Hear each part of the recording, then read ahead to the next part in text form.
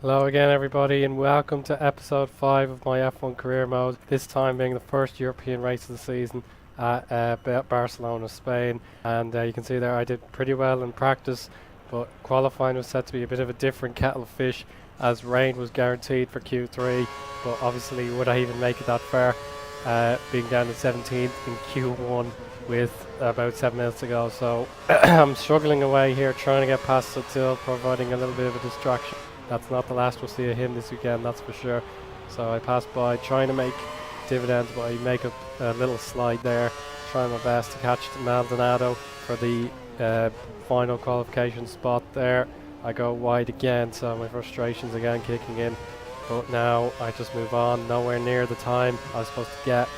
And I cross sector 1 just ahead of my Venezuelan teammate. And I have to keep going. Vettel just setting the fastest time there. And I continue much better into sector 2, but I'm not quite ahead.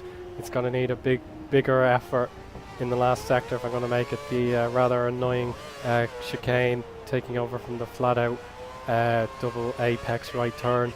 So here we go, I'm nearly out of fuel and I skip out the last section there, pushing as hard as I can, and I have done it. I am 14th, and with 5 minutes there I am very pleased with that.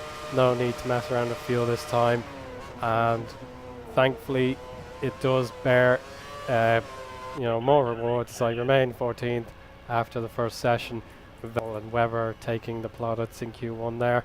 So Maldonado eliminated and I progress, but there was not much to talk about in this qualifying session. Everybody was just a little too good for me, and even though I improved my session again, I got carried away here, pushing way too hard and go onto the gravel and into the barriers. So I will start the Grand Prix in 16th position. Ferrari strike back on the Red Bull after, but would that last into the third session? And indeed it has. Alonso has taken pole in front of his home crowd, with Vettel second and Hamilton in third, with lots to fight for in the championship, top and bottom of the grid. So now we're heading onto the grid now, 5 lights about to be illuminated. You can see there are plenty of proud Spanish fans in the grandstands, and here go the lights, we're away, and Verne gets a good start, but look in my mirrors, here comes Ricardo. He's absolutely blasted through me, and I'm left with little to do but continue my work. And now Gutierrez drifts to the inside.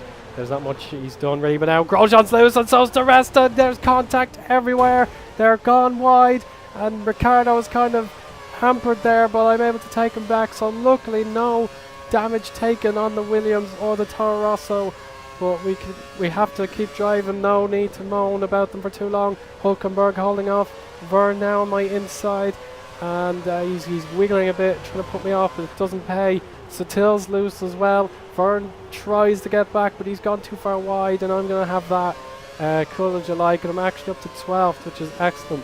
2 places above where I need to be. But now I have to keep up with Sutil. That often is my problem. I just seem to lose too much time, and the grid gets split in half even before the first lap is done. But Verne wants one last chance at me. I'm not going to defend my inside line. It's a bit too soon for that, and he wisely backs out. And I take the second section now. That's complete. I'm trying to keep up with Sutil yet again. So I have split the grid just a wee bit as first feared. And now we'll take this final complex of turns in a nice orderly queue. I'm going a little wide and I'll slip slide there. We'll complete the first lap in relative safety, like no environments, but of course those 2 spinners, and we're going to see exactly what happened in this slow motion replay coming up.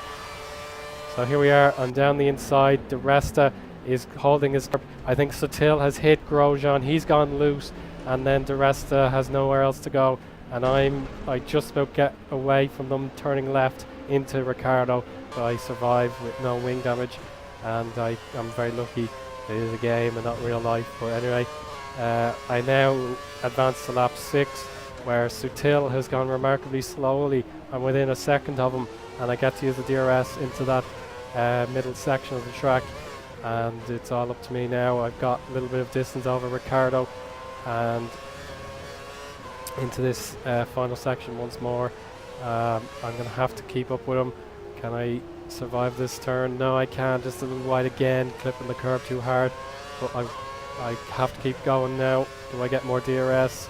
I think so, yes I do. I have to use curves now as well and go up to rich fuel mode. I gain a little bit of the lost time back, so my mistake isn't punished as it might have been without the DRS. So now we advance to lap 7. It's near towards the end of the lap, and I have one last chance to go at Sutil on the track, and I continue to follow my racing line. He's up and close to me now, but no, he's actually going to dive into the pits. Sutil pits, and now I take 11th in pretty much pre-pit position as opposed to my net position, and I go back into rich mode, and I'm going to take 7th place ahead of the Ferrari there, but now there's a Mercedes ahead of me, and oh my gosh, I've gone right around the outside. Oh, that is supreme driving there.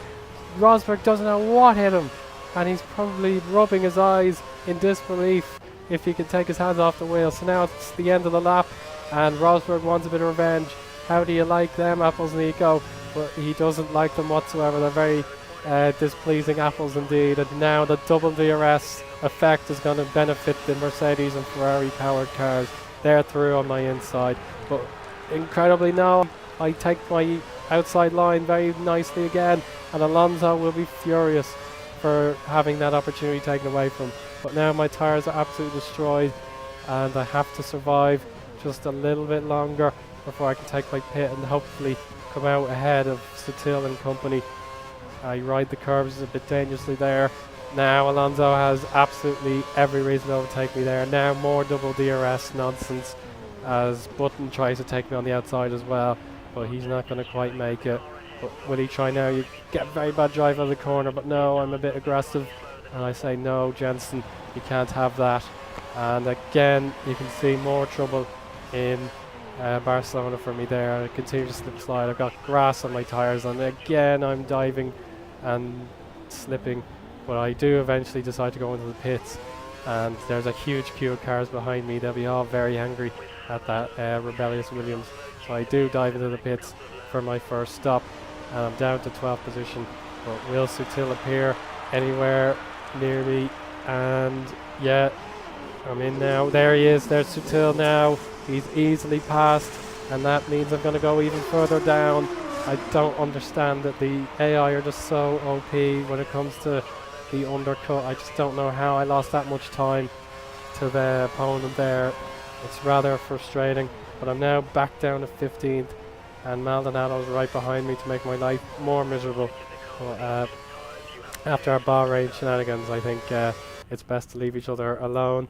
So there you go, Vettel's lead now. Alonso is relegated to 4th thanks to me in part, and now I'm even down to 14th myself after Gutierrez pits. So that was a little while after the update. Some people weren't in the pits, some people had taken their stop, and I decided to take my second stop here in 12th place. Gutierrez is soon going to overtake me, which is a bit frustrating, but that's the way. I have a long way back, and I'm returned to 15th position. Vern is ahead of me as well, and Maldonado is quite behind as I take my harder tyres again. So you can see there I gained a little bit of time on my teammate, and I'm away into my third stint. So Hamilton, Webber, Rosberg, Vettel, Raikkonen, Massa, Alonso, Button, Perez and Hulkenberg complete the top 10, and I still have work to do with everyone still in the race. But obviously the rest and Grosjean were affected negatively. And now I'm back in the 14th, ahead of Gutierrez. It's just not been a great middle section of the race. Barcelona does have a history of boring Grand Prix, even in the roaring 90s and the 2000s. We had some Grand Prix that were memorable, but that was about it really. We dive into the first chicane now, and I'm holding my own against Gutierrez, but he's not going to like that for very long. And we'll now keep going towards the first section of the next braking point. Excuse me. Yeah, so there you go. I have a 7.5 second deficit to Sutil. I've now got the two cars behind me.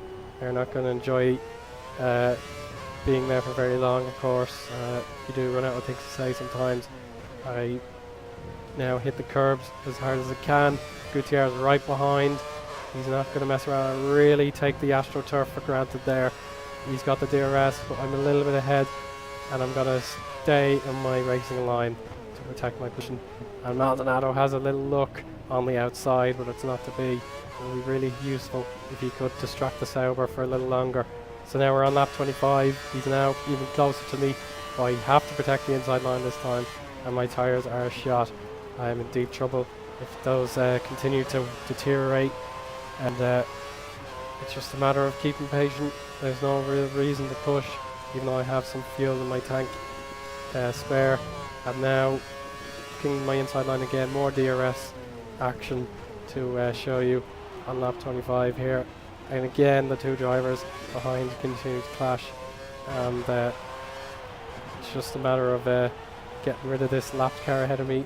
It's one of the Marussias being very slow, and the other two guys have dived into the pits, so this is my big opportunity now. I've got to push as hard as I possibly can, and I could come out back ahead in 14th position. So I now have another overtake to do here. It's one of the Toro Rossos. Daniel Ricciardo wasn't looking at his mirrors very quickly until the last moment, so I do another one of those overtake around the outside moves, and I've now completed my lap down to 14th. Is there anything that can be done? I've done my stop in 3.2 seconds, but no, Gutierrez does beat me again, and now I'm in trouble. There's the Marussia I was speaking about. He's blocked him. He's forgot to let him through, and now there may be a lifeline. No, it's a blue flag for me as well. It's the race leader, Vettel.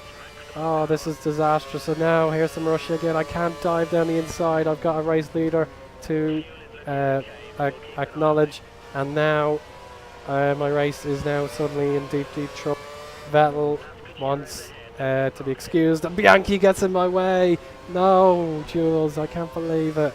He got in my way as a result, and Vettel and Webber have now got a 1-2 position with Raikkonen, Massa, Hamilton, and Grosjean in the top 10. Yeah, there you go. So now that's pretty much the end of the race. Nothing else to talk about. I put in a superhuman lap to try and catch Gutierrez, but it wasn't to be. Vettel wins a lap above me, and it was 1:24.5 there to complete the race, and it wasn't to be. Just one position shy of meeting my objective, and I did my best to beat Maldonado, which was good, but not great. So Gutierrez does finish in 14th, and I'm 15th. So trouble for Hamilton. He's going to be punished in the World Championship standings, but it is Red Bull's day after several disappointments, with Rosberg taking the podium away from pole sitter Fernando Alonso. So that's pretty much the way. Paul Di Resta only recovered to 18th after that first corner incident. So Rosberg now takes the championship lead ahead of Alonso and Hamilton. Vettel now has a singing opportunity to catch up now. He's very much hunt with Mercedes still well on top of the constructors. So that's pretty much that segment of the episode. It's now time to reflect on what could have been, but more importantly what's about to come. So no real XP boost, and round 6 of the World Championship is of course the duel at Monte Carlo, the 19-turn 3.34 kilometer track. It's going to be an absolute nightmare, and as you're about to see in this message coming up, it's going to be wet. Yeah, would you believe it's going to be a wet Monaco Grand Prix, as if things are going to be more difficult. Like, absolutely unbelievable stuff. I've never finished a Grand Prix at Monaco in an F1 2010 or Cody's game before, so what a challenge in front of me. But that's much all I have to say. You're not going to want to miss this one, so stay tuned and have a good new year if this is my last F1 video. Goodbye.